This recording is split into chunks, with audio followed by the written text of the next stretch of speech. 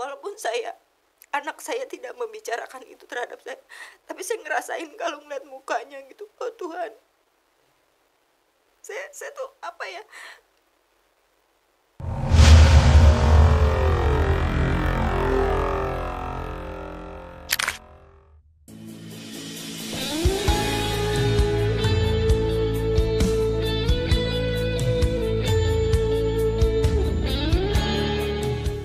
Podcast Kana bersama Pastor Dusia Silaban. Setiap hari Minggu, Dulos Production mengadakan ibadah Minggu jam 4 sore di Hotel Haris lantai 5, Mall FX Sudirman, Jakarta Pusat. Setiap hari Minggu aku ada di sana. Bagi Bapak Ibu, teman-teman yang rindu didoakan secara pribadi, rindu konseling secara pribadi, datang aja langsung. Setiap hari Minggu aku ada di sana. Dan bagi Bapak Ibu teman-teman yang rindu bergabung, melayani bersama dengan kami setiap hari Minggu, mari hadir. Nanti kita langsung komunikasi. Apa yang Tuhan sudah persatukan, tidak boleh diceraikan oleh manusia, sampai maut, sampai kematian yang benar-benar menceraikan. Sebab yang dipersatukan oleh Tuhan, mereka bukan lagi dua, tapi satu. Allah membenci perceraian. Selama suami masih hidup, istri terikat. Selama istri masih hidup, suami terikat. Tidak bisa menikah yang kedua kali. Sekalipun terjadi perzinahan tidak boleh bercerai, sekalipun terjadi KDRT tidak boleh bercerai, tak kunjung punya keturunan tidak boleh bercerai, pasangan sakit-sakitan tidak boleh bercerai, pasangan pindah keyakinan tidak boleh bercerai, pasangan kembali kepada keyakinannya yang lama tidak boleh bercerai. Sampai maut, sampai kematian yang benar-benar menceraikan. Mari Bapak Ibu teman-teman semuanya, terus kita dukung Podcast Kana dengan cara membeli kaos-kaos rohani dari kami. Link untuk pembelian kaos-kaos rohani ada di deskripsi, atau Bapak Ibu bisa menabur melalui nomor yang tertera di bawah ini. Puji Tuhan, di studio Podcast Kana hari ini sudah hadir Ibu Weisa. Shalom Ibu. Shalom Pak. Berasal dari Jakarta ya? Iya betul. Dan sudah menikah. Sudah menikah. Puji Tuhan. Bu, cerita sama kita bagaimana awal berjumpa dengan Bapak. Ceritanya berapa tahun lalu ya? Hampir 17 tahun ya. Oh, ya, 17 tahun ya. lalu. 27 tahun lalu. 27 tahun Ya. lalu. Wah. Saya masih ingat nggak nih? Ingat. Oke. Jadi ceritanya waktu itu saya kerja, kantor saya tuh di depan rumah sakit PGI Cikini. Oh. Nah, waktu itu masih zaman Metro Mini. Nah, pas saya naik Metro Mini, ada bangku kosong, saya mau buru-buru ke belakang, ada laki-laki yang merebut kursi itu duduk. Oh. Dari sama-sama kita naiknya dari rumah sakit, dari depan rumah sakit. Nah, tapi dia dari belakang, saya dari depan. Jadi saya mau ke belakang udah direbut duluan. Pikir saya gini, pasti saya dikasih kursi karena kan saya perempuan gitu. Tapi nggak sampai saya naik sampai harus ganti bus, nggak ganti kursi, nggak dikasih duduk. Terus sampai saya turun harusnya di halte yang saya mau turun di dekat rumah itu. Ya. Sampai ketemu dia lagi, saya nggak dapet kursi gitu. Saya kan jadi segini gitu kan. Terus habis itu Ini saya bilang, laki-laki apaan sih iya, gitu ya? tapi saya bilang gini, besok lu mau kenal gue nggak mau sama lu. Saya bilang gitu, kejar gue dulu. Saya bilang gitu. Oh gitu ya? Iya, saya sudah begitu. Terus habis itu akhirnya benar, nggak berapa lama. Saya kan di persekutuan di deket rumah saya waktu itu ada persekutuan pemuda-pemudi gitu. Yang backup dari Yayasan Dulos waktu itu. Oh, iya. Pak Ruyandi. Tapi ini beda ya, kita Dulos Production. Oke. Terus habis itu saya datang, dia datang. Terus saya bilang, ini cowok itu, saya bilang gitu. Terus dia gini, kamu, dia bilang gitu. Dalam hati saya, apaan lo, kamu, bodo amat. Terus saya cuma ngelirik, saya diam. Terus habis itu udah, terus beberapa minggu ketemu terus pas ada lomba kuis Alkitab, saya biasanya menang gitu. Kok ini saya kalah dari dia dalam hati saya. Ini sih ya, ini resek banget ini. Gimana caranya? Tapi dia waktu itu tuh sudah, kamu kerja di mana? Gini gitu ya. Terus habis mau deket-deket. Terus tapi akhirnya saya dengar dari teman-teman bahwa ini dia ternyata saudara teman saya, teman dari SD, teman saya SD, saudaranya dia, saudaranya papanya anak saya ini. Terus habis itu ampun. makanya berarti kan dunia sempit gitu. Saya kenal nih sama teman saya ini, terus akhirnya udah ngobrol lah segala macam. Ada nggak, aku mau kerja dong. Saya kan terkenalnya sama teman-teman tuh bukannya judes tapi galak gitu. Agak-agak mengatur gitu. Terus habis itu gue ada kerja nggak, lamaran buat gue? Nggak ada. Gituin aja, kali dia pikir ini perempuan jarang ngomong tapi sekali ngomong. Terus udah, tapi benar akhirnya entah gimana kok situasinya tuh saya bisa deket terus gitu sama dia. Terus karena ada urusan persekutuan itu gitu. Terus akhirnya ngobrol apa segala macam. Dalam hati, ternyata kalau diajak ngobrol enak juga ya. Terus mengenai akuntansi, mengenai perpajakan, karena memang bidangnya dia. Jadi saya waktu itu kebetulan kerja ada urus-urus yang seperti itu, dia banyak kasih ini masukan. Jadi buat saya oke lah, ini bisa nih jadi mentor gitu kan. Terus udah akhirnya bener nggak lama, beberapa bulan kenal, terus karena kan ketemu di persekutuan kan, terus gitu. Terus habis itu dia bilang gini, saya kan kalau dipanggil Cak gitu, Cak, aku ini loh suka sama kamu. Dia bilang gitu. Terus saya bilang, oh oke, saya bilang gitu. Terus kamu suka nggak sama saya? Suka, tapi kamu teman saya gituin aja. Jadi ya kita harus saling kenal dulu, saya bilang gitu. Terus oke, udah. Udah, terus kenal kan sebulan 2 bulan tuh sempet tuh kalau pulang kerja saya ditemuin lah apa segala. Terus sama-sama ngebaso lah apa kayak gitu lah, mulai deket-deket. Terus habis itu dia bilang gini, aku mau serius dong sama kamu. Serius nih, bener. Dia bilang gitu. Iya serius. Oke, saya tinggal bilang ke mama saya bilang gitu. Terus kalau kamu serius, kapan mau melamar saya? Saya langsung gituin. Terus dia bilang gini, hah, emang secepat itu ya? Loh, kamu bilang mau serius, saya bilang gitu. Kalau serius di mana-mana orang lamar dong sama perempuannya. Emang seriusnya mau apa? Mau menikah atau cuma mau berteman aja? Kalau berteman aja ya jangan nggak usah serius. Serius. Nggak usah membuat komitmen apa-apa juga. Terus kalau saya mau jalan sama siapapun nggak usah situ. Saya gitu. Terus bilang gitu. Terus dia bilang, iya saya serius. Dia bilang gitu. Toh saya udah kerja, kamu juga udah kerja, kita mau ngapain lagi, umur kita udah, ya sih memang waktu itu umur saya udah hampir 26 ya. Saya kenalnya udah 26 tahun. Jadi umur saya umur 26. Jadi kalau kita serius nih, nanti gimana pembicaraan sama mama? Dia bilang gitu. Oh, boleh nih orang dalam hati saya kan. Berarti ini cinta di Metro Mini nih. Iya ya. Dari awal Metro Mini kan? Iya bener di Metro Mini. Terus habis itu akhirnya bener dia datang ke mama, terus Bu, saya mau gini gitu. Terus oh iya gimana, terserah saya gitu. Nanti yang jalanin pernikahan kamu gitu. Terus bilang gitu. Cuma kalau serius ya yang benar gitu. Belajarlah sama-sama untuk saling mengenal dan mengenal Tuhan juga. Itu mama saya waktu itu sempat bilang kayak gitu. Oke gitu. Terus terus nggak berapa lama saya sudah deket sama dia. Mama tuh bilang gini, kamu mau beneran kapan nikahnya? Kenapa mah? Saya bilang gitu. Adik kamu mau dilamar juga nih. Adik saya yang paling kecil. Saya bilang gitu, iya. Barengan gitu? Pokoknya adik saya tuh beda 3 tahun sama saya. Jadi dia di bawah saya 3 tahun kan. Jadi waktu itu memang dia sudah pacaran juga. Terus dia bilang, adik kamu udah mau dilamar orang nih. Kamu mau seriusnya kapan? Oh begitu ya? Ya gue duluan. Saya bilang gitu sama mama. Ya saya nggak mau dong, orang saya anak paling besar, saya yang dilangka. Saya bilang, oke. Terus terus saya bilang sama ini papanya anak saya ini. Terus dia bilang, adikku mau ini nikah gini. Oh kapan? Terus kamu kan yang paling besar. Iya. Terus gimana? Lu mau serius apa mau enggak? Saya bilang gitu. Kalau nggak serius gue ya nggak bisa kayak gini. Gitu. Terus bilang gitu. Oh iya. Terus jadi oke lah, kita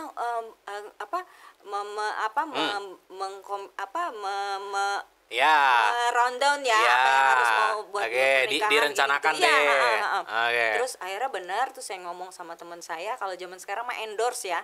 Jadi teman-teman tuh mulai tuh ada tuh, gue kasih ini ya, kasih ini gitu? ke sini.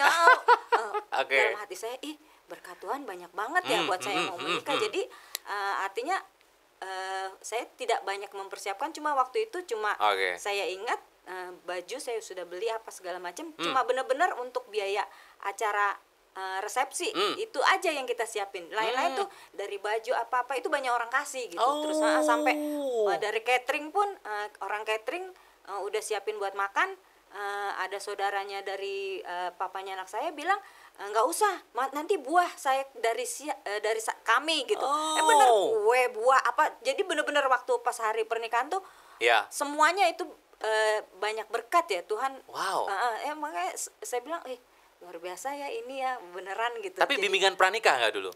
Iya, bimbingan pranikah juga kan, kita kan di gereja dikasih tahu segala macam. Terus mau menikah itu gini gitu. Ya udah ada semua ya.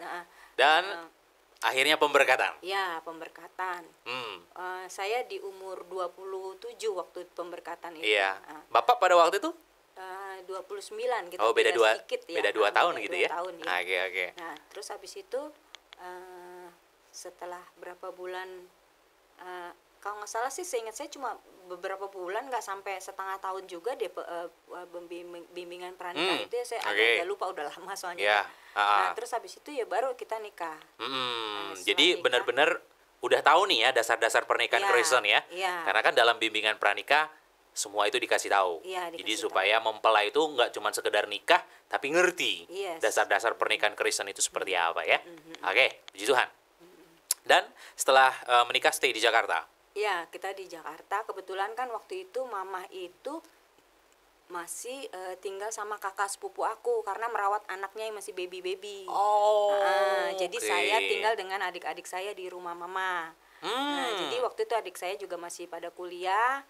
Ya, sempatlah kami itu saling backup ya. Artinya gini, kalau di rumah ada pekerjaan yang kayak gimana-gimana yang harus diselesaikan, adik-adik saya yang selesaikan. Saling tolong lah. Nah, waktu itu adik saya juga yang laki-laki masih kuliah di STT, jadi harus berasrama. Jadi saya kuliah STT? Ya, waktu itu jadi saya sama adik saya yang perempuan. Ya udah begitu. Jadi sampai beberapa bulan saya menikah itu mama masih urus babynya kakak sepupu saya.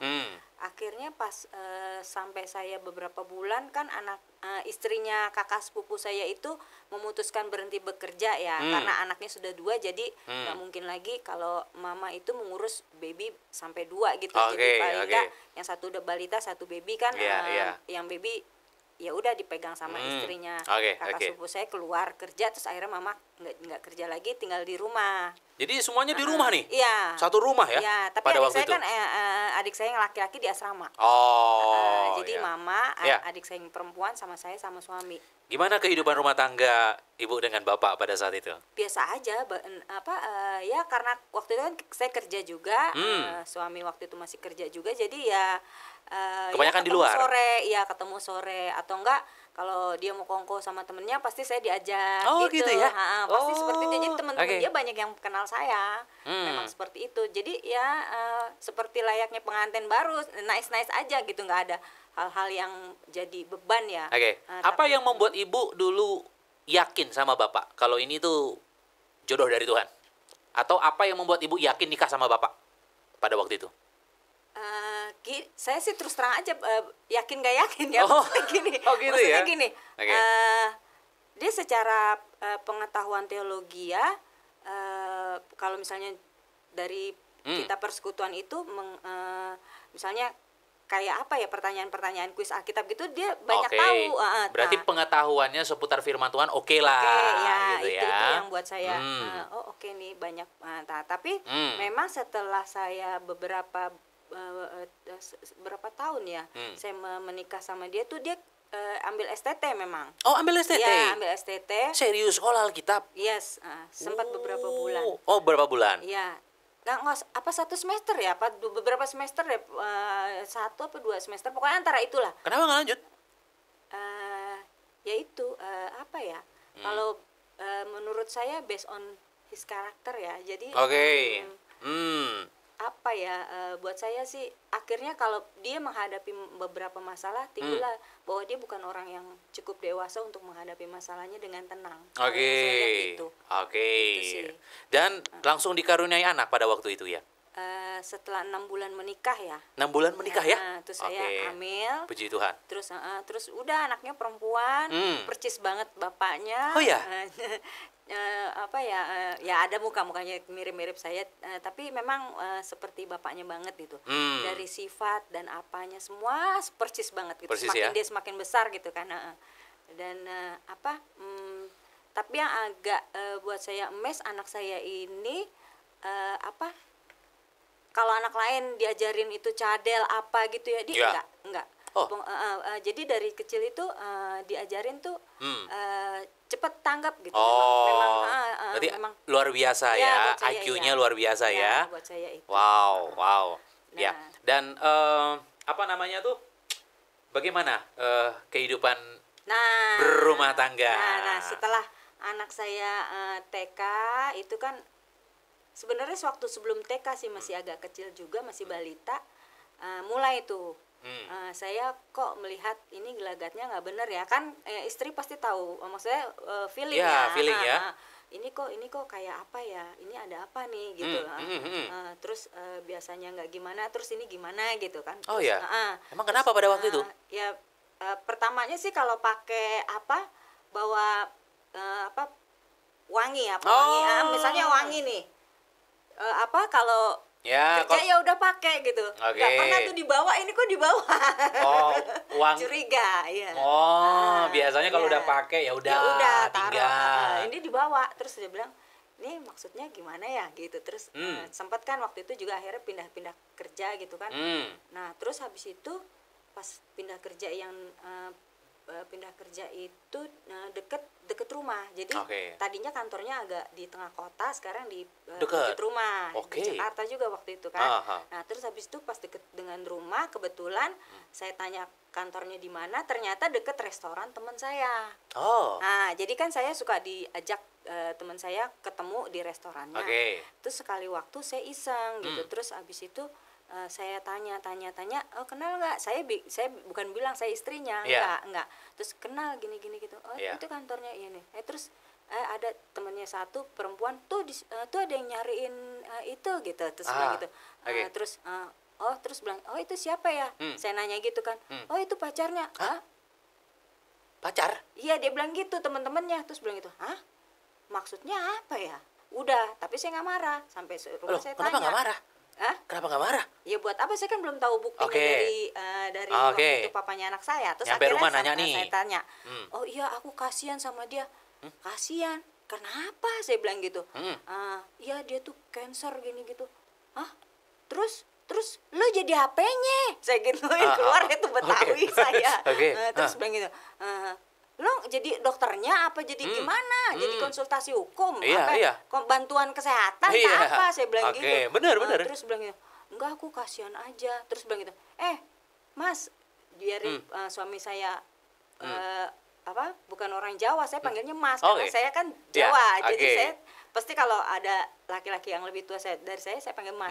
Terus bilang, mas, saya bilang gitu, bini lo ini juga habis operasi cuy. Saya bilang gitu. Saya waktu itu memang habis operasi, ada benjolan di payudara, terus udah dibuang. Nah, terus saya bilang, saya untuk saya sehat, saya mengupayakan buat diri saya sendiri walaupun saya punya kamu sebagai suami saya. Saya bilang gitu.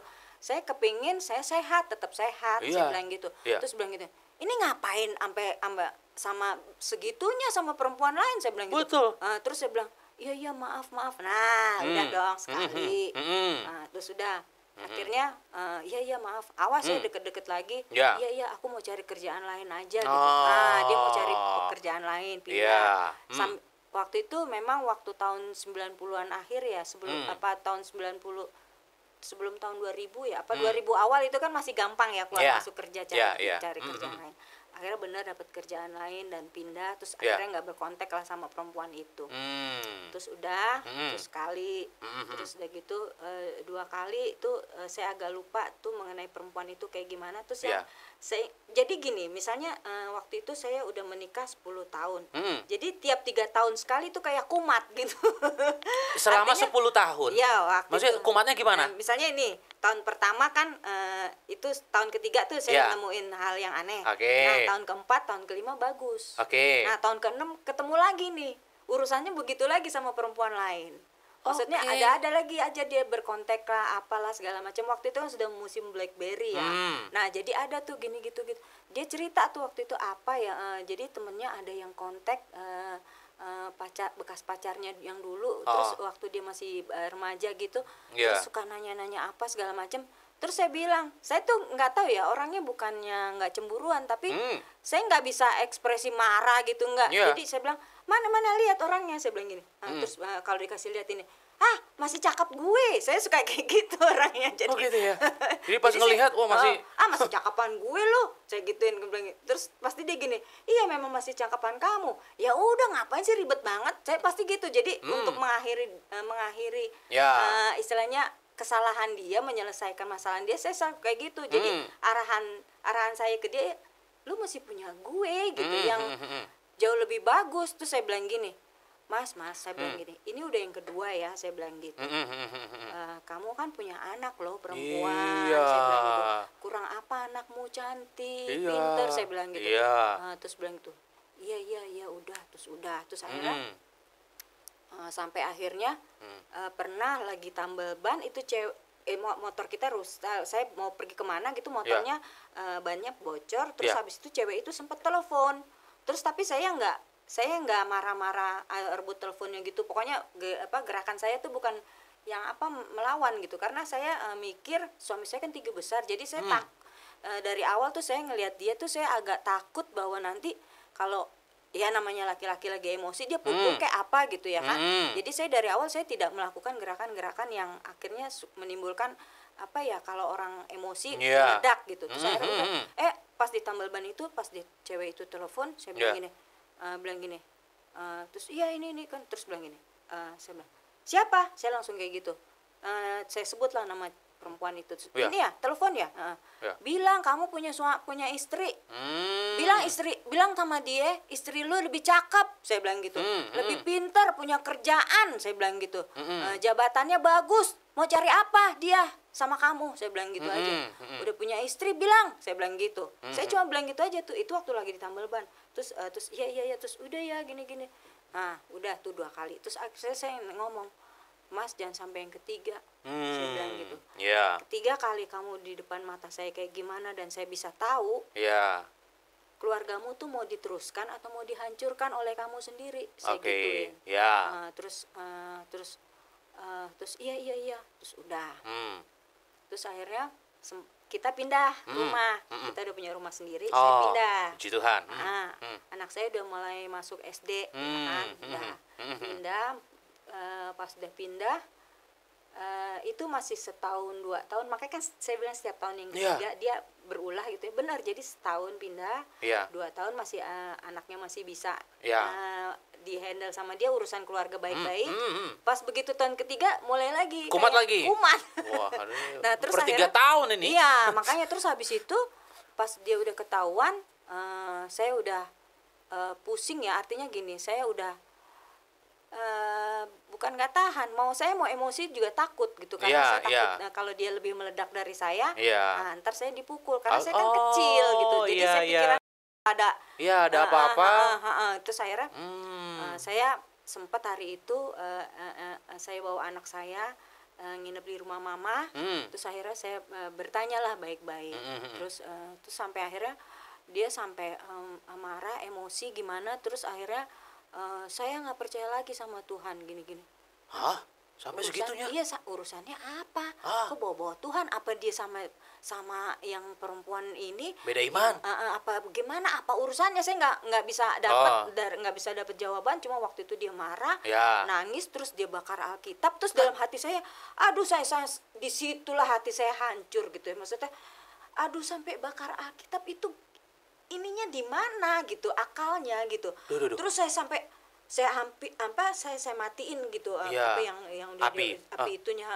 Terus saya sampai nangis, saya ambil Alkitabnya, saya nangis, saya bilang aduh Tuhan, saya minta ampun, saya bilang gitu, apa ini kenapa sampai begini, ini masalahnya apa dia sama perempuan itu gitu. Terus kan tapi saya tidak bisa cari bukti, cari apa ya yang dia lakukan, karena Ya. dia juga nggak bisa bercerita dengan jujur. Buat saya ya sudahlah. Terus akhirnya dari situ saya bilang, kalau begini caramu, Ya. kayaknya saya perlu backup mama deh untuk apa, untuk saya bisa hidup tenang gitu. Saya takut kamu gimana. Terus akhirnya saya jadi korban, saya Oke. bilang gitu. Ya. Ya ini udah tahun yang ke-9 kan. Ya. Udah. Terus akhirnya udah saya tinggal di mama lagi. Anak saya pindahin sekolahnya di deket rumah mama lagi, Oh. di Jakarta kan. Oke. Saya beli rumah waktu itu di Tambun. Oke. Nah, terus Ya. habis itu akhirnya saya bilang udahlah nggak bisa pas dari itu mulailah tambah dia kelihatan. Kan anak saya udah besar nih. Wah. Nah, udah mulai 10 tahun kan, udah Iya. mulai SD. Iya. Udah masuk SD, mau masuk SMP. Itu dia masih mau ya handle anaknya apa segala macam. Nah, tapi dia bilang saya udah nggak mau kerja, saya mau bikin bisnis aja. Terus saya bilang ya nggak apa-apa, saya bilang gitu, asal benar-benar semuanya dihandle dengan baik. Ya. Saya bilang saya mau bikin bisnis sama teman saya di Surabaya. Hah? Terus oh iya boleh, saya bilang gitu. Surabaya, oke. Bisnisnya apa? Dibilanglah tour organizer gini gitu segala macam. Oh ya udah, saya minta alamatnya, tempatnya di mana, tempatnya gitu segala macam. Saya gitu minta dirincikan gitu. Terus akhirnya waktu itu kok saya feeling ya, ini kayaknya mulai nggak bener nih. Oke. Tahun yang ke-10 terus mulai nggak bener apa segala macam. Akhirnya sampai anak saya kan udah SMP waktu itu. Nah, akhirnya udah masuk SMP. Mulailah waktu itu Facebook ya. Facebook mulai ada lagi, terus saya mulai juga bisa berFacebook, ketemu teman-teman lagi yang lama-lama, tapi teman-teman saya tuh happy-nya ketemu ya, kita cuma hahaha antara teman gitu. Terus saya tuh memang tidak kenal laki-laki lain selain papanya anak saya lah itu gitu. Saya tidak pernah punya relationship Puji dengan Tuhan. laki. Iya, jadi saya menikah ya sama satu laki-laki yang saya kenal di dalam hidup saya. Udah itu teman saya, itu dia aja. Terus habis itu akhirnya pas udah masuk ada Facebook apa segala macem, mulailah itu saya mencium gelagat yang nggak enak. Terus akhirnya mulai anak saya yang nemuin. Di Facebook itu dia berfoto sama perempuan lain gini gitu segala macam. Facebook? Yes. Jadi di share itu foto sama perempuan itu gitu. Terus Di Facebook Bapak pada waktu itu? saya lupa ya. Nah abis itu saya mulai buka karena anak saya yang nemuin. Mah, ini siapa? Ini papa kan, Mah? Wah, hati saya hancur. Saya bilang, iya ini papanya. Cuma saya mau ngomong apa? Iya. Jadi yang pertama kali melihat adalah anak. Yes. Anak masih SMP. Dan ibu bilang apa pada saat itu? Iya benar itu papa. Iya papamu. Ini siapa, Mah? Perempuan ini kok fotonya begini sama papa? Rangkulan begitu. Iya, kalau orang Ambon bilang polo ya, di polo gitu tuh, di peluk gini. Terus ada lagi satu yang berdua berjejer aja gitu. Cuman kan tetap aja anak saya itu tidak pernah ngelihat yang kayak begitu. Ya. Ya. Terus lagi anak SMP gitu. Terus mau kayak gimana gitu. Terus akhirnya saya bilang iya ini anak ini saya cuma aduh Tuhan, ini apa yang saya mesti omong ke anak saya. Terus kayaknya anak saya jadi kepikiran pas itu, jadi dia bolak-balik masih lihat lagi, masih ada loh Ma ini papa di foto ini gini gitu. Dia cari tahu setiap hari, dan saya udah tahu bahwa waktu itu bapaknya kan sudah tidak tinggal sama saya karena bilang mau bikin bisnis yang di Surabaya itu. Jadi di Surabaya. Ya, terus akhirnya dia sempat datang, terus saya bilang sama dia, kasihlah dulu alamatmu yang di Surabaya, siapa tahu kita datang. Saya bilang gitu. Oh iya boleh udah. Berkontak sama anak saya kayaknya waktu itu masih zaman SMS ya. Cuman kalau yang udah punya BBM ya BBM-an. Ya, Nah, saya oke. memang BBM-an sama dia, tapi kalau ke anak saya dia SMS kan. Oh, oke. Nah, terus habis itu dikasihlah alamatnya bapaknya. Mhm. Terus sempet jadi bapaknya itu datang, ntar pergi lagi ke Surabaya, terus ntar di rumah lagi kayak gitu. Tapi waktu dia di rumah, saya udah ngelihat gini, ini beda. Oke. Cara memandang dia, cara Oke. bicara dia, semua saya udah beda, saya udah Wah, ngerasa. ini nggak biasanya nih. Ya, saya udah Oke. ngerasa, oh udah ada perempuan lain. Tapi saya nggak bicara, tapi saya cuma bilang, waktu itu saya gini, ini harus saya selesaikan. Oke. Saya sempat bicara sama konseling ya, minta konseling sama pendeta. Ini saya ngelihat gelagatnya begini gini, ini gimana ya? Oh ya udah ajak saja gini gitu gini. Nah pas dia datang Jakarta, saya bilang dong, yuk kita gereja yuk gini. Wah dia berkelit, dia nggak mau gereja. Oh. Saya udah tahu ini Oke. pasti ada apa-apanya. Dia nggak mau. Terus akhirnya sempatlah setiap datang itu saya bicarakan mengenai pernikahan kita ini. Ya. Kita mau selesai atau mau kayak gimana? Oh, Saya langsung kayak gitu. Ibu nanya seperti itu. Saya mau selesai atau mau kayak gimana? Karena saya langsung saya sodorin itu yang Facebook apa bukti apa segala macam. Deng, ini. Terus saya bilang gitu. Saya istrimu, mau sampai kapan saya istrimu? Ya. Saya bilang gitu. Kamu mau rumah tanggamu utuh atau hancur? Ya. Saya bilang kayak gitu. Terus kalau kamu hancur, kamu sendiri loh yang hancurin dengan beberapa kali kejadian yang sudah sering saya alami karena kamu yang seperti itu dan ini yang seperti ini. Nah waktu itu saya udah sempet kontrak rumah di Bekasi. Oh, kontrak rumah di Bekasi. Kontrak rumah Ya. jadi saya sering di mama, sering di rumah, begitu Ya. masih seperti itu. Terus saya bilang ini begini, terus saya bilang, ya kita harus ini enggak lah aku jaga kok, aku nggak ada apa-apa, dia bilang gitu. Ya sekarang ada apa-apa nggak ada apa-apa, saya kan nggak lihat, saya bilang kayak gitu. Terus akhirnya gini aja deh, saya bilang gitu. Kita perbaharui janji pernikahan kita di depan Tuhan, saya bilang kayak gitu. Dan saya mau ada perlindungan hukum buat saya sebagai perempuan dan ibunya anak kamu. Kita ke pengacara atau notaris yang apalah namanya yang gitu? orang hukum, saya bilang gitu. Ya. Bahwa kita bikin perjanjian, saya bilang gitu. Kalau kamu melanggar lagi, kamu berselingkuh atau melakukan kontak perempuan dengan lebih intens gitu, saya minta itu kamu akan terjerat hukum, saya bilang gitu. Itu dia langsung karena saya bicara seperti itu dia mungkin takut ya. Terus saya bilang, nggak bisa dong, buktinya apa? Ya ini buktinya. Betul. Foto yang itu yang saya kasih itu, terus bilang gitu, buktinya ini aja. Betul. Ini terus bilang gini, terus dia bilang, terus diambil sama dia disobek-sobek. Saya langsung takut. Oh, disobek-sobek? Yes. Oke. Kan saya print kan. Terus habis itu saya bilang, wah ini mulai nih. Takutnya dia emosi dan membabi buta. Terus akhirnya udah bener, asal itu dia bertelepon langsung menjauhi saya apa segala macam. Terus sampai tetangga tuh bilang, itu kok bapak kue lo bojomu gitu, asal ngomong pakai bahasa Jawa gitu kan, kok kalau ini nerima telepon gini iya urusan bisnis dia biarin aja, kagak usah pusing. Saya kan orangnya kayak gitu, saya tuh orang cuek, jadi nggak usah pusing gitu. Terus udah gitu akhirnya langsung semua tetangga itu yang suka denger selentingan dia lagi ngobrol gitu, dia bilang gitu, itu kayaknya ini deh punya cewek lain gini. Oh gitu ya. Terus bilang gitu, oh ya boleh nanti aku cek, aku gitu. Aku orangnya sesantai itu. Terus bilang gitu. Terus akhirnya udah terus akhirnya saya untuk membuktikan gimana caranya saya ke Surabaya, saya bilang bener lah, saya akhirnya liburan, saya berkontak sama Pak Po ya, kalau orang Jawa bilang Pak Po, bapak sepuh apa kakaknya mama. Pak Po aku mau ke sana Po, bilang gitu. Oh iya kesini Reneo gitu kan, bahasa Jawa. Udah akhirnya saya ke sana main, terus habis itu saya bawa anak saya ke Surabaya dulu nih. Pas udah ke Surabaya, terus sampai di Surabaya kan jam-jam begini ya. Nah terus habis itu saya kontak lah itu bapaknya anak saya, Ya. kita di Surabaya. Saya bilang gitu, bohong. Terus saya bilang, bagaimana bohong, kan udah BlackBerry kan, jadi saya kirim foto, jadi langsung oh iya. Terus bilang gini, oh iya, terus kita ke tempat kosmu ya, saya bilang gitu.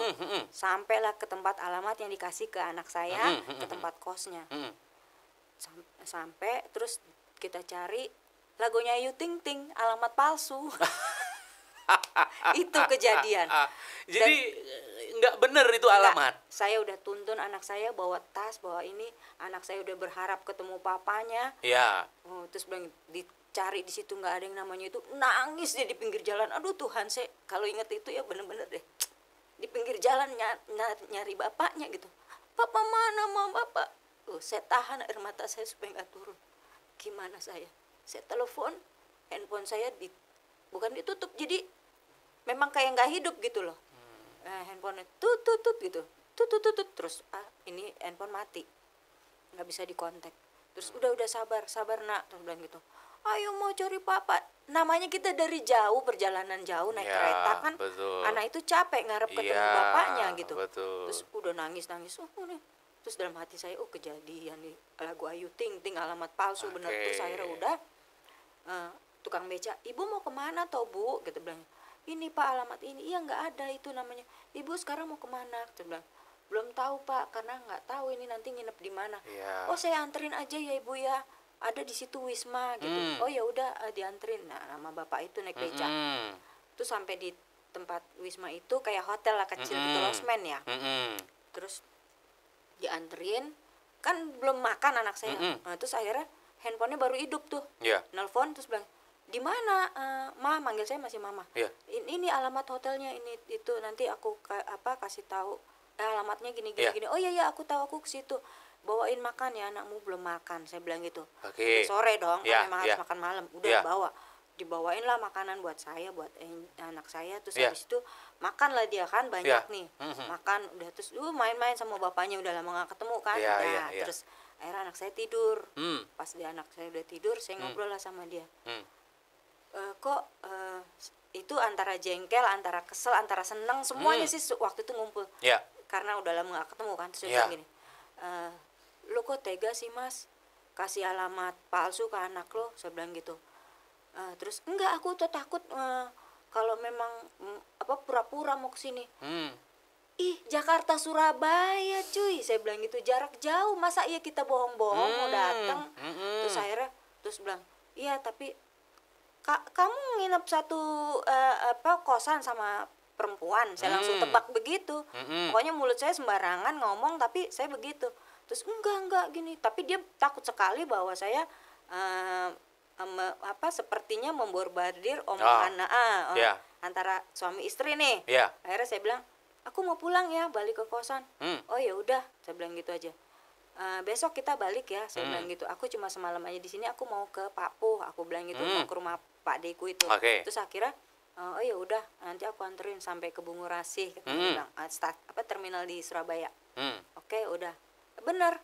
Tapi ketemunya adalah ketika saya udah sampai Bungurasih dia pokoknya sebentar banget ketemu tuh.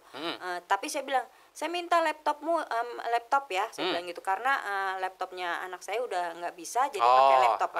Terus udah, jadi saya bilang gitu, ya saya ngarepnya ada data nggak, apa yang bisa saya ambil dari situ gitu. Nah, saya minta laptopnya, tapi pas saya buka memang sudah tidak ada apa-apa lagi. Jadi ya udah buat anak saya belajar, karena laptop yang di rumah juga udah nggak bagus, jadi buat belajar.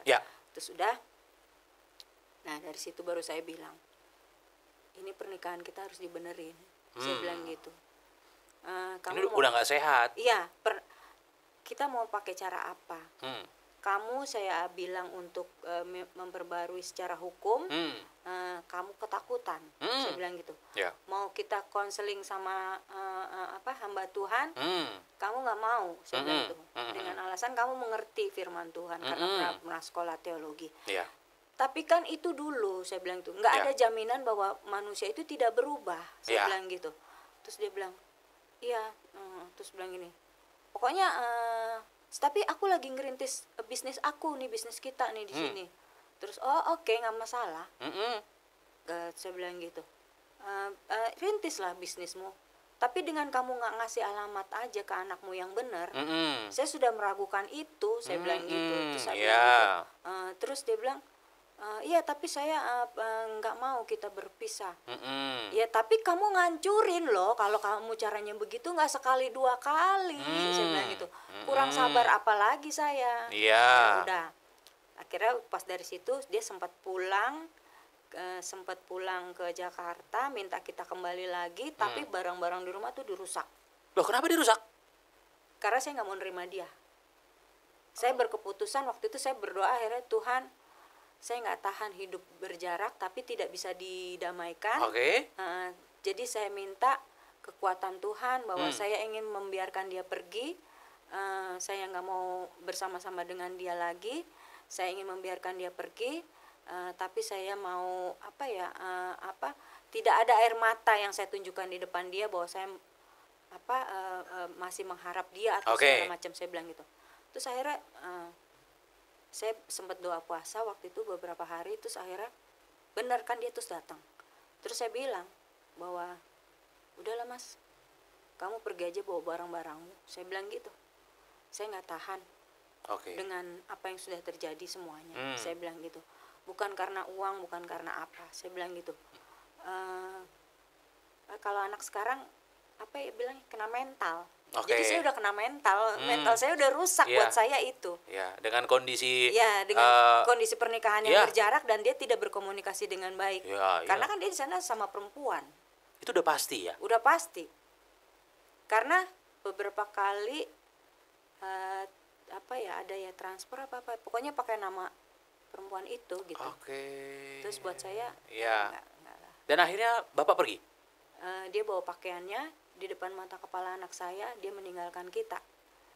Ya karena saya minta kan dia pergi kan. Itulah yang jadi buat saya itu kesalahan terbesar saya gitu. Saya anggap itu. Saya pergi, saya bilang gitu. Saya tidak menangis, saya setenang itu meminta dia pergi, tinggalin saya bilang gitu. Berarti bukan bercerai ya? Enggak ada cerai. Bahkan sebenarnya bisa saya ngurus perceraian misalnya, tapi selalu ada hal-hal yang menghalangi. Dan buat saya, Tuhan kenapa kayak gini ya? Memang Tuhan tidak menginginkan perceraian atau gimana terhadap saya ini, saya bilang gitu. Karena kan ada ya, kita di luaran sana ada orang cerai juga gitu. Iya, banyak orang Kristen bercerai. Makanya saya bilang ini kayak gimana Tuhan, saya nggak ngerti ini harus kayak gimana gitu. Terus tapi ya saya jalanin hidup saya aja karena saya harus mikir, saya harus urus anak, sekolahin segala macam. Saya bilang sama waktu itu sama papanya anak saya, tinggalin saya. Mas nggak usah kasih apapun, saya akan urus anakmu dengan baik. Saya selesaikan sekolahnya sampai dia jadi sarjana. Saya buat dia mandiri karena saya ingin dia melihat saya sebagai contoh, tidak dengan kamu. Saya bilang gitu. Jadi saya yang akan membuat dia menerima ibunya gitu. Ya kamu kalau merasa bapaknya silakan berupaya sebaik mungkin jadi bapak. Saya tidak akan menghalangi. Memang tapi dari situ terus timbul gitu. Dia pengen kembali, saya yang nggak mau. Dia mau datang, nggak usah di rumah gini gitu segala macam, sampai akhirnya kapan itu ya, sampai akhirnya benar-benar terjadi gitu ribut besar. Ya saya dihantem, pokoknya sampai dikebukin. Iya, sampai dipisahin sama Pak RT segala macam. Waktu itu saya ada kontrak di dekat Bekasi juga kan, jadi akhirnya orang yang pisahin. Memang saya setiap saya waktu terjadi pemukulan segala macam itu tidak di depan anak ya. Jadi anak saya nggak pernah lihat, tapi waktu itu udah muka saya biru segala macam, dia lihat. Nah pasti dia udah mikir ini jangan-jangan mama dipukul papa gitu kan. Pasti dia begitu. Memang iya sih, jadi hidung saya nih di dalamnya nih bengkok. Di dalam sekat kanan kiri hidung nih kan ada sekatnya. Kan harusnya lurus, ini bengkok ke kiri. Jadi saya kalau udara dingin nih begini udah langsung napas nggak bisa. Gitu Bu ya? Karena kan jadi tambah mengecil, mengembuskan napasnya dari hidung tambah susah. Berarti jatuhnya kayak cacat gitu ya? Jadi kayak sinus ya. Terus saya kan ke dokter THT, bisa Bu direkonstruksi. Oh gitu ya dok, iya, tapi nanti hidung ibu dibongkar terus diinin baru, dipasangin baru, jadi supaya lurus lagi. Oh terus hidung saya tambah mancung dong dok. Iya, dibikin ulang. Oh iya, jadi karena sikat di dalam kan dibenerin kan, jadi mungkin dikasih ganjel apa supaya lurus lagi Oke, gitu. baik. Terus sebelahnya, wah ntar saya tambah cakep dong dok kalau dimancungin, saya bilang gitu. Dokternya ketawa-ketawa aja, ibu ini udah sakit masih ini aja. Terus udah deh dok, nanti deh dok, saya berpikir-pikir nggak deh, nggak usah. Terus aku puntur, akhirnya bisa. Sekarang nafas saya udah enak. Oh, udah puji Tuhan lah ya. Iya. Jadi jalannya operasi saya udah nggak mau, udah takut juga, akhirnya aku puntur, dibenerin baru bisa. Jadi sekarang udah nggak ini. Puji Tuhan. Jadi setelah itu Bapak benar-benar pergi? Pergi, tapi waktu itu masih gini, misalnya anaknya minta uang dia kasih. Masih dia kasih. Masih. Okay. Anak minta uang dikasih. Okay. Mungkin nah setelah itu dia bilang gini sama anaknya, kan masih berkontak sama anaknya, saya udah nggak mau berkontak. Dan saya bikin tuh surat waktu itu dari di atas materai gitu, karena dia mau ngejalanin bisnis, saya berpikir pasti ada urusan bank, ya kan? Oke. Nah, saya bilang bahwa kita tidak ada sangkut pautnya lagi, jadi kalau ada tagihan apapun yang berhubungan dengan keuangan terhadap nama papanya anak saya itu, ya urusan sendiri lah ya, itu. Iya, saya gitu. Jangan disangkut pautkan dengan istri dan anak gitu ya. Saya bikin itu, rupanya itu yang jadi dia bilang ke orang luaran sana, termasuk ada salah satu gereja, bahwa dia udah cerai sama istrinya, jadi dia bisa nikah lagi. Saya juga bingung. Orang Kristen nggak bisa nikah lagi selama pasangan masih hidup. Nah justru itu saya udah tahu itu. Dia bawa itu ke gereja gitu. Kayaknya ya, terus menikah lagi. Dan saya menikah lagi? Iya, jadi saya gini. Waktu papanya anak saya itu mulai setiap dia berselingkuh atau apa, saya selalu dapat mimpi bahwa dia itu bermain di belakang saya gitu. Tapi mimpinya tuh gini, dalam adegan di mimpi saya itu, jadi saya jalan kayak di kolam berenang gitu, di pinggiran kolam, saya sama anak saya gandeng. Nah papanya anak saya itu berenang di air itu, tapi itu air kotor, air tinja.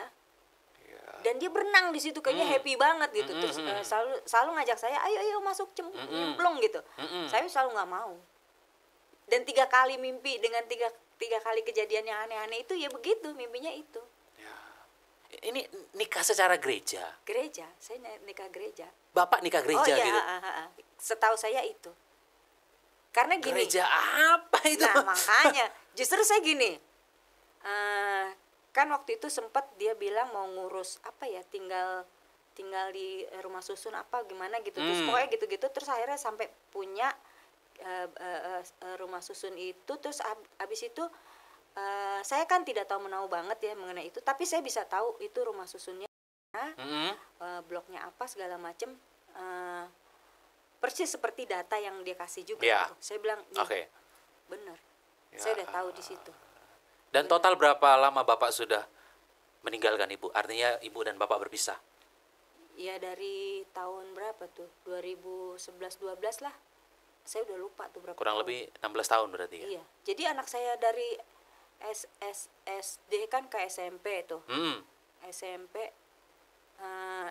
kayaknya dia belum menikah tuh sama perempuan itu. Tapi pas udah SMA baru dia nikah. Jadi SMA aja kan 3 tahun. Terus kuliah tuh berapa tahun, ada hampir 10 tahun lah sekarang kalau menurut saya ya udah menikahnya.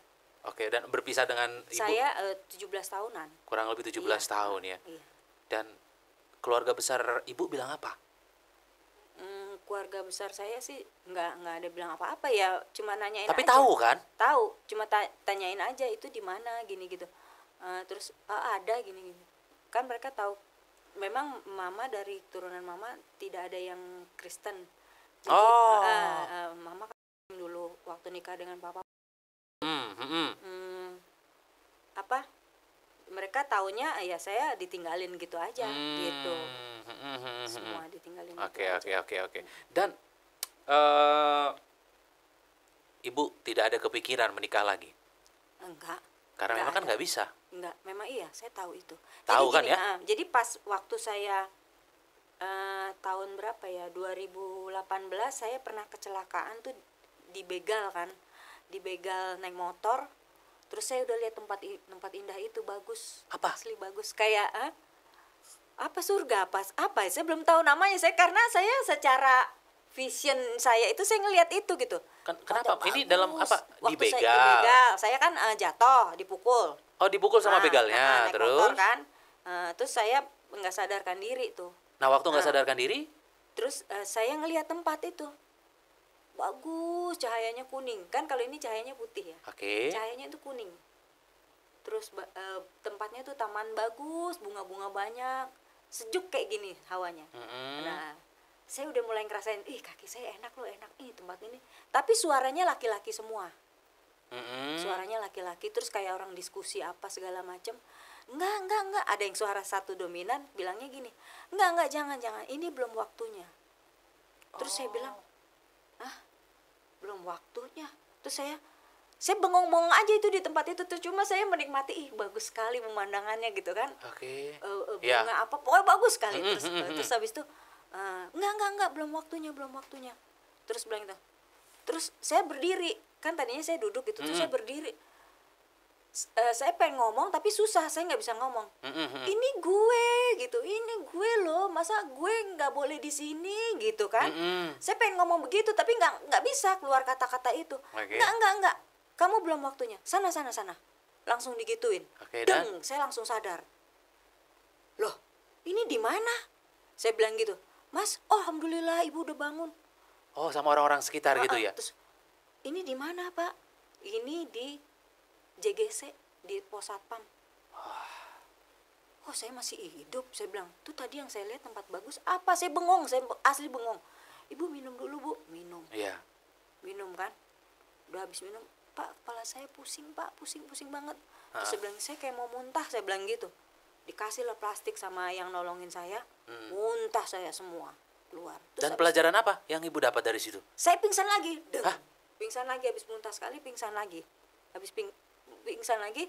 Terus habis itu saya udah lihat tempat itu. Ini dibilangin orang belum waktunya. Suara itu begitu lagi. Sana, udah sana. Digituin. Deng, saya sadar lagi. Aduh Tuhan, bener itu tempat itu, saya bilang gitu. Iya. Ya, terus saya hidup mau ngapain? Saya bilang gitu kan. Ya, rumah tangga udah begini gitu ya. Rumah tangga hancur. Kerjaan saya resign waktu itu. Oke, kerjaan. iya. Nggak tahu waktu itu saya pengen resign aja. Ternyata ya setelah saya sehat dari peristiwa pembegalan itu, saya bisa sehat lagi. Kan ini pundak saya patah. Aduh, ya oke. Terus saya sehat. Nggak hitungan lama mama saya meninggal. Tapi saya seneng karena saya bisa ngurus mama ngurus saya waktu saya sakit. Jadi kita bisa ibu dan anak bisa bener-bener sedekat itu. Terus abis itu jalan-jalan apalah, pokoknya happy waktu itu sama mama. Jadi ini rupanya Tuhan. Tapi waktu setelah saya sadar itu, saya bilang, aduh Tuhan, terus gue mau ngapain? Ya, kalau belum diizinkan untuk pulang mau ngapain? Nah gitu. iya, saya bilang gitu, saya mau ngapain? Saya pengen melayani Tuhan sih memang, cuma saya bingung Tuhan. Kalau ngomong soal pernikahan saya rusak. Hancur sih belum, rusak. Ya. Apa yang saya mau omongin Tuhan? Saya bilang gitu. Terus dalam pengenalan, saya mencari apa yang harus saya bikin itu, saya diperbaharui lagi lah mengenai kelahiran baru saya, mengenai motivasi saya untuk mengikut Tuhan. Terus habis itu disampaikanlah juga kepada saya mengenai pernikahan itu tidak bisa dibatalkan. Nggak bisa diceraikan, nggak bisa. Jadi nggak bisa. Makanya yang dilakukan Bapak itu adalah perzinahan. Yes. Jadi walaupun Bapak diberkati di gereja, itu tidak sah sesuai dengan firman Tuhan. Itu pendeta yang bawa-bawa nama Tuhan untuk mempersatukan. Jadi itu oknum, tidak bisa dibenarkan. Kenapa? Istri masih hidup. Ibu Weisa masih hidup, masih bernafas. Benar. Jadi pernikahan Bapak tidak sah. Dan Ibu hebat luar biasa, selama 16 tahun tidak menikah lagi. Karena memang ya sesuai dengan firman Tuhan, kita harus sendiri. Harus sendiri. Ya, saya akui walaupun saya sendiri, kadang saya mau ngobrol itu kan perempuan kan memang pengen curhat ya. Keperluannya tuh ngomong gitu. Betul. Memang nggak ada temen. apa ya, kesepian sih enggak, cuman ya itu kalau anak sekarang kena mental. Jadi apa ya, saya ngerasa bahwa mental saya kadang-kadang nggak sehebat orang-orang lihat gitu. Ya oke, orang lihat saya bagus, bisa kerja, bisa memimpin apa segala macam, tapi ada hal-hal yang saya kosong sih enggak, tapi what I have to do gitu, saya bingung ya itu, karena nggak ada yang diajak ngobrol gitu kan. Tapi Ibu sadar nggak bahwa Bapak sampai saat ini adalah suami sah Ibu di hadapan Tuhan? Ya sadar, tapi Dan harus didoakan. iya, jadi gini, saya memang berdoa saya berdoa kepada Tuhan itu secara berdoanya gini loh, Tuhan tolong berkati ini itu begitu. Tapi di doa saya tidak pernah doa, Tuhan saya pengen pernikahan saya baik kembali atau apa. Saya tidak pernah berdoa untuk itu. Kenapa? Nah justru beberapa hari setelah saya melihat podcast di sini, baru saya bilang, oh Tuhan, iya ya, saya tidak pernah doa buat pernikahan saya. Memang tidak pernah dari saya saya berpisah sampai sekarang. Saya doa pemulihan keluarga nggak pernah. Saya bilang gini, saya cuma minta pemutusan bahwa cukup kutuk apa yang terjadi sama saya ini tidak berlanjut ke anak saya, ke generasi Ibu berikutnya. Karena anak saya perempuan, kesian gitu. Terus terang saya sedih ngelihat hidup saya sendiri gitu, kok bisa ya gitu. Sampai semua teman-teman saya yang backup saya yang tetap baik sama saya gitu, lu baik, lu pinter, lu cakep, bisa semuanya, tapi kok ada aja ya orang-orang yang melakukan istilahnya kejahatan gitu. Tapi ya saya bilang ya memang begitu, dunia ini nggak pernah ada jaminan bahwa kita baik akan diperlakukan baik, nggak ada jaminan, saya bilang gitu. Jadi saya bilang pas saya ngelihat podcast di sini, ini yang nggak pernah ada gitu, bahwa saya kenal juga kok beberapa hamba Tuhan yang dia kira kawin cerai gitu, terus dan jadi orang, menurut orang mungkin hebat gitu. Dia buat saya ya oke, bagus, tapi Tuhan itu menciptakan laki-laki dan perempuan itu adalah untuk itu, pernikahan itu. Jadi rencananya perempuan sama laki-laki itu pertama lo Tuhan bikin. Kalau buat saya itu lembaga pertama. Ya lembaga pertama yang Tuhan bikin. Jadi buat saya nggak bisa cerai itu. Jadi karena apa? Akan sesakit itu gitu. Kita yang melakukannya sakit, apalagi nanti keturunan kita. Anak broken home itu, fatherless itu, sakitnya melebihi sakitnya saya gitu. Saya ngerasain itu. Walaupun anak saya tidak membicarakan itu terhadap saya, tapi saya ngerasain kalau ngeliat mukanya gitu. Oh Tuhan, saya tuh saya mungkin berlaku benar, mungkin ya, tapi dia korban gitu buat saya. Anak fatherless itu dia nggak bisa ungkapin, nggak bisa omongin, gue perlu bapak gue, nggak bisa. Tapi akhirnya dari akibat itu yang terus keluar gitu, bahwa anak fatherless itu akan segalau itu hidupnya gitu, dan akan terus menerus gitu. Buat saya itu kesalahan saya gitu. Kadang-kadang saya merasa oke, Tuhan, saya melakukan hal yang menurut saya benar, tapi udah pasti nggak benernya gitu, karena apa yang saya lakukan salah. Tapi kan saya juga nggak mau saya dituduh terus menerus gitu oleh hati saya, oleh yang jadi pemikiran saya. Ya itulah, makanya semakin hari akhirnya saya semakin melihat bahwa ya perlunya hidup benar dengan Tuhan gitu. Ya, dan perempuan itu harus benar-benar ya pinter, terus kedua mandiri, terus yang utamanya harus dekat dengan Tuhan supaya dia bisa meminta laki-laki yang benar-benar seturut kehendak Tuhan gitu. Betul. Tidak menerima sembarangan. Yes. Karena kalau udah salah jalan itu yang berat gitu. Ya. No turning back. Ya. So what gitu loh. Sampai maut yang benar-benar Yes. menceraikan, nggak Iya. bisa mundur. Jadi kalau kita udah nikah ya kematian aja yang memisahkan kita Ya, gitu. hanya kematian. Iya. Perzinahan tidak bisa memisahkan. Sakit-sakitan tidak bisa menceraikan. Iya. Tak kunjung punya keturunan tidak bisa menceraikan. Pasangan pindah keyakinan, balik kepada keyakinannya yang lama, nggak bisa menceraikan. Sampai waktu sebelum mau waktu papanya anak saya bilang mau nggak mau selesaiin lah urusan Ya. urusan bisnisnya ini. Hmm. Dia balik ke kita gitu, dia bilang tapi kan nanti aku nggak kerja lagi, dia bilang gitu kan. Saya bilang kembali kalau emang mau kembali. Iya. Saya yakin Tuhan akan berkati Iya. keluarga kita, saya bilang gitu. Urusan pekerjaan. Iya, nanti belakangan Tuhan yang lah. kasih. Terus apa yang saya mesti bikin, dia bilang gitu. Ya kamu antar jemput anak sekolah, Iya. muka apakah yang bisa Betul. dikerjakan seorang bapak buat anaknya Betul. dengan Ya.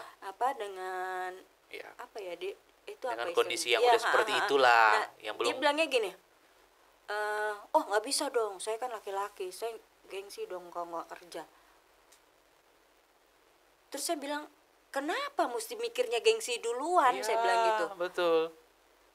Harga dirimu bukan karena dari pekerjaanmu, Betul. tapi karena dari kamu yang mau Iya. mengutamakan keluarga. Tuhan kasih berkat. Betul. Itu saya bilang kayak gitu, dan dia nggak bisa percaya dengan apa yang saya omong. Akhirnya buat saya, aduh Tuhan berat ya, ini laki-laki yang begini gitu kan. Jadi apa ya, sampai kapan tuh, waktu beberapa hari lalu saya berdoa, akhirnya saya berdoa untuk pernikahan saya. Wow. Iya, setelah Nonton podcast Kana ya. nonton podcast Kana, terus saya belum baru lihat sedikit, terus saya bilang, aduh Tuhan, iya selama ini saya tidak pernah berdoa untuk pernikahan saya. Ya.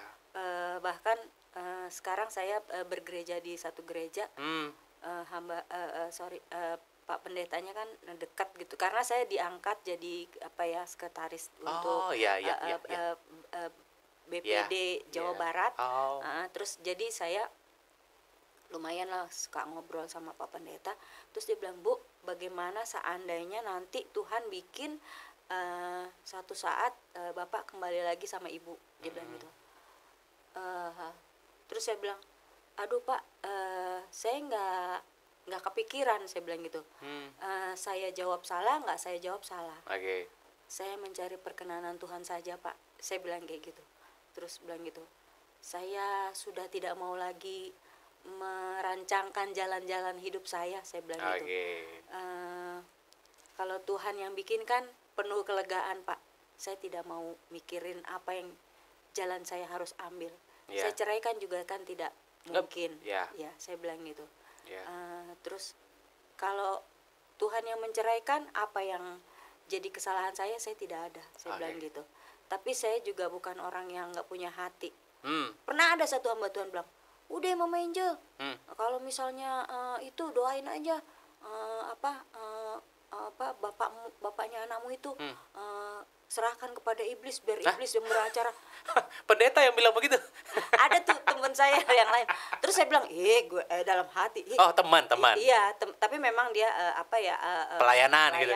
Terus habis itu serahin nama iblis gitu biar mati. biar iblis yang beracara.